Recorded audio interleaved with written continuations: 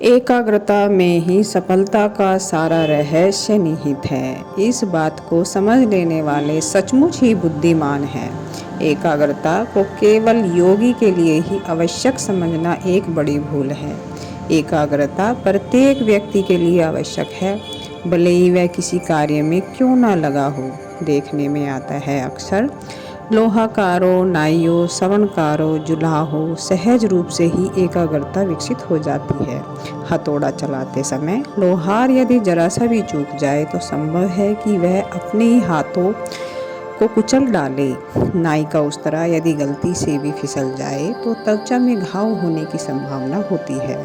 यदि बढ़ई की पकड़ रुखानी में ढीली पड़ी तो वह भी उसको नुकसान देने वाली हो सकती है।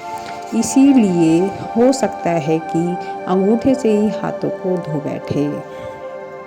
श्री कृष्ण जी से अर्जुन जी ने एक प्रश्न किया था। उनका उत्तर देते वक्त श्री भगवान जी कहते हैं, एकाग्रता निरंतर प्रयास के द्वारा ही प्राप्त होती है। अर्जुन ने प्रश्न किया। भगवान श्री कृष्ण जी यही उत्तर देते हैं कि अभ्यास से ही पूर्णता की उपलब्धि होती है। अर्जुन का प्रश्न क्या था? वह था, हे यह मन अत्यंत चंचल और बलवान है, इसे नियंत्रण में रखना वायु को वश में रखने के समान है। अब ऐसे मन को नियंत्रण में भला कैसे लाया जा सकता है? भगवान श्री कृष्ण जी का उत्तर ये था, अर्जुन जो तुम कह रहे हो वह तो सत्य है, इसे निरंतर में रखना सरल नहीं है। तथापि यह भी सत्य है कि ऐसा चंचल मन भी नियमित अभ्यास तथा वैराग्य के द्वारा वश में लाया जा सकता है। अर्जुन का प्रश्न बिल्कुल स्वाभाविक था और भगवान श्री कृष्ण का उत्तर भी वैसा ही सरल और मन को नियंत्रण करने वाला था। मैं लेने की समस्या में कोई नई बात नहीं है। यह समस्या भी उतनी ही प्राचीन है जितनी भले ही आज की अनैतिक तथा असैमिक जीवनचर्या के फलस्वरूप में कुछ वृद्धि हो गई हो, परंतु अर्जुन एक बड़े ही साहसी व नीतिमान पुरुष थे और यदि अर्जुन के समान व्यक्ति का मन भी चंचल तथा बेकाबू हो सकता है तो फिर आज के सुखान्वेषी और भोगवासी लोगों के मन को तो बात ही क्या है। जिन लोगों ने अपने मन को नियंत्रण करने का संकल्प कर लिया है, उन्हें सर्वप्रथम मन की प्राप्ति को स्पष्ट रूप से समझना होगा, जिससे कि वह लोहा लेना चाहते हैं। मन बंदर के समान चंचल और मतवाले हाथी के समान शक्तिशाली है। इसे नियंत्रण करना अर्जुन के कथानुसार वायु को पकड़ने के समान है। मन को संयमित करने के लिए वैसी ही निपुणता की आवश्यकता है जैसी कि बंदरों को पकड़ने के लिए हाथियों को प्रशिक्षण करने के लिए होती है। जब अर्जुन ने शिकायत की कि मन को नियंत्रण में लाना अत्यंत कठिन है, तब भगवान श्री कृष्ण जी ने यह कहकर उन्हें हंसी में ही उड़ा दिया। हे अर्जुन, बड़े बड़े योद्धाओं को पछाड़ देने वाले तुम्हारे जैसे पराक्रमी के लिए अपने स्वयं के मन को वश में करना कौन सा कठिन कार्य है? तुम्हें तो यथेच्छा इसका उपयोग करने में समर्थ होना चाहिए।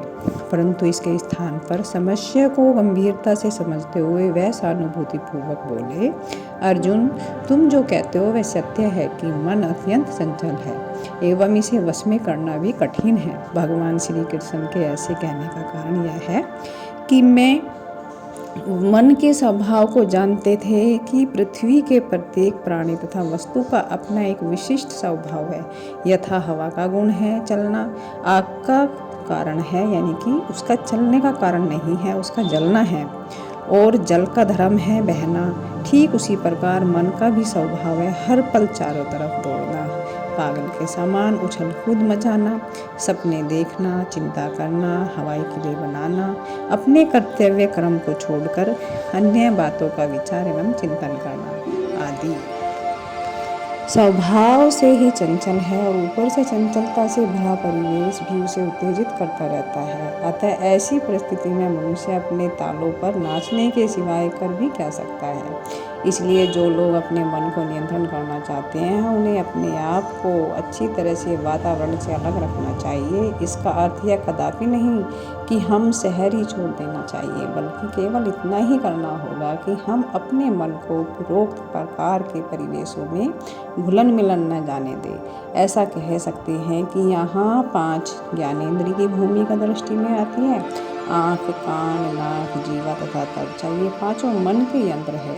जो ही आँखों की ज्योति किसी आकर्षक वस्तु पर पड़ती है त्यों ही मन उस पर कूद पड़ता है। यह इंद्रियां ही मन को विभिन्न दिशाओं में खींचती रहती है। अतः बुद्धि की सहायता से इंद्रियों को नियंत्रण में रखना आवश्यक है।